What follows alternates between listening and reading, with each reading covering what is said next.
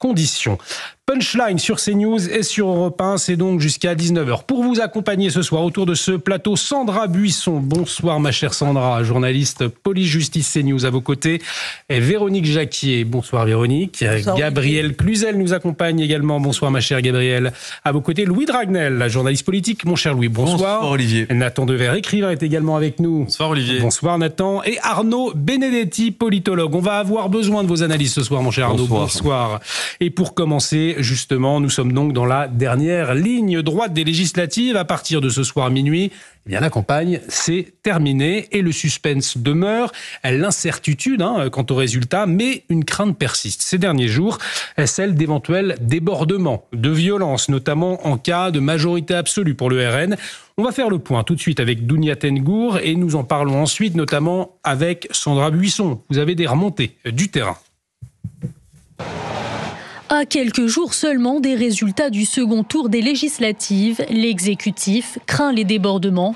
Le ministre de l'Intérieur, Gérald Darmanin, a évoqué la possible implication de l'ultra-gauche. Il y a des rendez-vous devant l'Assemblée nationale. J'ai demandé au préfet de police de les interdire. Des débordements qui, sans doute, viennent plutôt de l'ultra-gauche. Selon les autorités, des risques réels de violence et de dégradation sont donc attendus dans la soirée dans de nombreuses villes de France. Des affrontements entre ultra-droite et ultra-gauche sont également redoutés. Parmi les cibles visées, les symboles de l'État, les permanences politiques ou encore les sièges de partis. Il y a d'autres débordements possibles dans certaines villes qu'on connaît bien, évidemment Paris, mais ça peut être le cas à Lyon, à Rennes, à Nantes, où il y a des foyers d'ultra-droite ou d'ultra-gauche. D'après nos informations, les autorités n'ont pas encore détecté de mouvements liés aux élections dans les quartiers dits sensibles. Pour assurer la sécurité ce dimanche, 30 000 policiers et gendarmes seront déployés sur tout le territoire, dont 5 000 à Paris et dans sa banlieue. Alors Sandra Buisson, vous vous entretenez depuis plusieurs jours avec des policiers. Quelles sont les remontées que vous avez, les remontées de terrain ? Alors jusque-là, entre les deux tours des élections, les consignes, notamment du côté de l'ultra-gauche et aussi de l'ultra-droite, c'était de ne pas faire de vagues, de ne pas se laisser aller à des violences pour ne pas handicaper de chaque côté bien les chances de son mouvement politique dans le scrutin. Ouais. À partir de maintenant et pour le soir du deuxième tour, notamment dans l'ultra-gauche, les mots d'ordre qui circulent, c'est garder les urnes, on prend la rue. Sans la rue, pas de front populaire. Ou encore le barrage efficace, c'est la rue. Donc en cas de majorité du Rassemblement national, selon nos informations, il y aura des violences plus nombreuses, plus intenses et dans des villes plus nombreuses aussi, contrairement au premier tour. Les villes les plus touchées, vous l'avez entendu, sont celles où la mouvance de l'ultra-gauche est la plus implantée, Lyon, Nantes, Rennes notamment. Il y a déjà des appels à se rassembler. On sait que le rassemblement qui avait été annoncé devant l'Assemblée nationale à 20h dimanche a été interdit par le préfet de police de Paris. Mais les services s'attendent à ce qu'il y ait des appels à des rassemblements spontanés juste après l'annonce des élections. Et il faut garder en tête aussi, et c'est ce qui était dit dans le sujet, ce risque assez important d'affrontement entre les deux mouvances d'ultra-gauche et de l'ultra-droite. Il y a des villes plus précises sur lesquelles ça pourrait advenir, à Nancy, Angers ou Bordeaux. Et est-ce que, Sandra, ces violences, elles pourraient être massives, des mouvements massifs, ou ce seront des groupuscules, finalement, avec des effectifs assez limités, si je puis dire ? La question est de savoir si les ultras arriveront à emmener avec eux une masse de citoyens lambda, à créer une espèce d'engouement populaire pour cette contestation qu'ils veulent débrider. Pour l'heure, il semble que ça ne soit pas le cas selon les remontées dont on a connaissance. On sait par exemple que l'ultra-gauche avait échoué l'an dernier à récupérer le mouvement, les émeutes qui avaient suivi la mort de Naël. Et puis, c'est ce que précisait également notre reportage, du côté des quartiers sensibles, les services n'ont pas détecté de signes annonciateurs d'une mobilisation en rapport avec ces élections. Après, on ne peut pas écarter quand même un phénomène possible de mimétisme, notamment avec le 14 juillet en ligne de mire. Et on sait que dans certains quartiers, les réserves sont déjà faites de mortiers d'artifice pour cette date. Effectivement, et on se souvient de cette chanson de rap cette semaine qui éventuellement peut attiser, Louis Dragnel, cette jeunesse. Je vais citer quelques paroles que l'on a pu entendre. On vote contre les porcs, Jordan t'es mort. Si les fachos passent, je vais sortir avec un big calibre.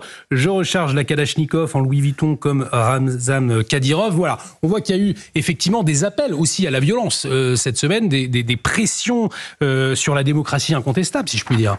Bien sûr, il y a eu ça, et puis il y a eu le clou du spectacle, si on peut parler comme ça, c'était l'agression de l'équipe de campagne de Prisca Thévenot. Voilà. Et donc qui a donné lieu d'ailleurs à des interpellations, et je crois que 2 des 4 personnes qui avaient été placées en garde à vue ont été placées en détention provisoire. Donc on voit que quand même c'est quand même encore monté d'un cran. Et ce qui est vrai, c'est qu'il faut faire la part des choses entre ce qui relève des tensions de campagne habituelles de tout temps. Il y a eu des collages d'affiches, des tensions devant les panneaux électoraux. Et je me souviens même, c'est une vieille recette que tous les partis politiques connaissent, en tout cas ceux qui ont l'habitude de coller, souvent mettre du verre pilé dans la colle pour être sûr qu'on ne décolle pas leurs affiches. Et ça, c'est des techniques qui existent depuis la nuit des temps.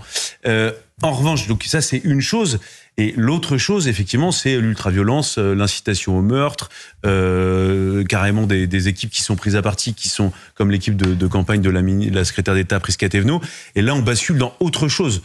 Et de ce point de vue, j'ai l'impression qu'il y a quelque chose c'est un phénomène qui est nouveau, qui est inédit et qui montre l'état de grandes tensions, à la fois politiques, mais aussi d'après les éléments dont on dispose s'agissant de ce qui est arrivé à l'équipe de campagne de Prisca Thévenot, c'est de la violence gratuite avec des gens qui ne sont pas forcément politisés. Effectivement. Alors justement, mais qui sont connus en des services de police et de la justice pour trafic de stupéfiants. Enfin, il y a beaucoup, parmi les 4 personnes qui ont été interpellées, il y en a 2 d'entre eux qui sont connus et qui ont déjà été condamnés. Arnaud Benedetti, 51 agressions, c'est ce que dit le ministère de l'Intérieur pendant cette campagne des législatives. Qu'est-ce qui change ? Louis Dragnel le disait, ça a toujours existé, les violences lors des campagnes de collage, ça faisait partie, alors je ne sais pas si le terme est le bon, mais un peu du folklore finalement des campagnes.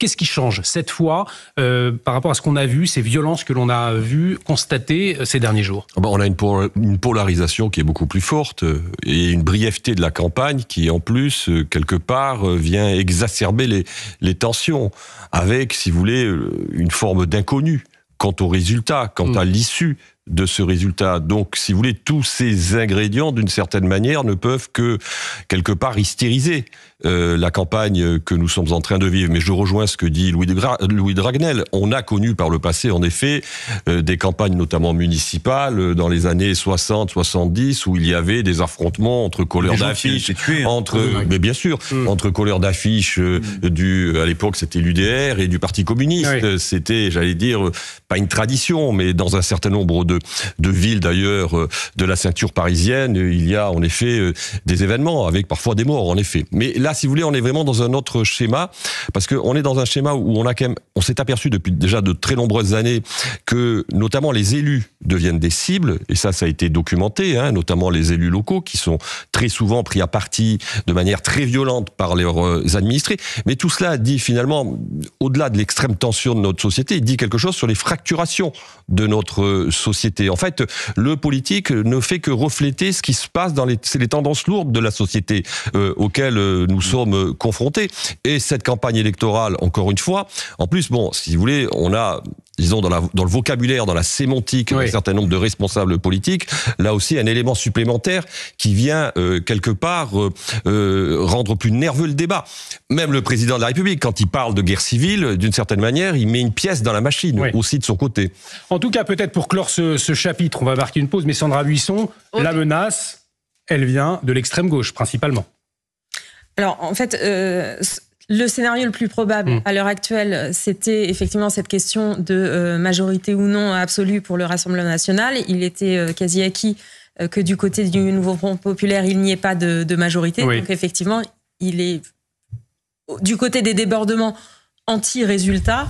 Ça sera davantage sur ceux qui s'opposent au Rassemblement national, puisque c'est ce parti qui est en pace d'avoir la majorité. Mais pardon, on va être clair, il n'y a pas du tout les mêmes, la même violence organisée et qu'on voit à chaque manifestation venant de l'extrême droite et de l'extrême gauche. Moi, je veux bien qu'on essaie de mettre un signe égal pour renvoyer dos à dos, mais c'est pas vrai. C'est pas vrai. D'ailleurs, qui a été agressé pendant cette campagne et par qui? Faisons les comptes. Et si tout le monde s'inquiète des violences à venir, c'est pas parce que le Front populaire pourrait arriver en tête et que des nervis d'extrême droite mettraient la France à sac. Moi, je pense que on a besoin de vérité. C'est pas vrai. Il y a pas. C'est vrai qu'il y a des gens d'extrême droite. Il y a le GUD qui a été dissous, etc.